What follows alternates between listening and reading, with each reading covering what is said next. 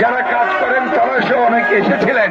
আমি তাদের কথা বিশেষভাবে বলেছি যে কি দুঃখের কথা, সেটা হলো আমরা যখন লড়াই করছি, মানে আপনারা লড়াই করছেন যে আপনাদের কাজ ঠিক মতো নিশ্চিত করা হোক, তখন কোন গ্রুপ, কোন স্বার্থন্যাসী মহল নিজেদের স্বার্থ চরিতার্থ করার জন্য তাদেরকে বিদায় করছে এবং নতুন নিয়োগ দিচ্ছে। এটা আমরা এটা মানি না।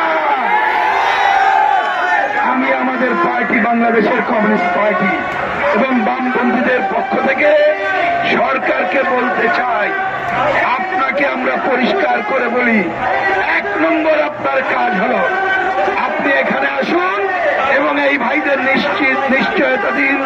1 নম্বর কাজ হলো যে যারা আউটসোর্সিং এ আছে তার একজনকে আমরা কেউ চাকরিচ্যুত করব না। 2 নম্বর, আপনারা পথ খুঁজে বের করেন যারা আছে তাদেরকে কিভাবে পার্মানেন্ট নিয়োগ দেবেন।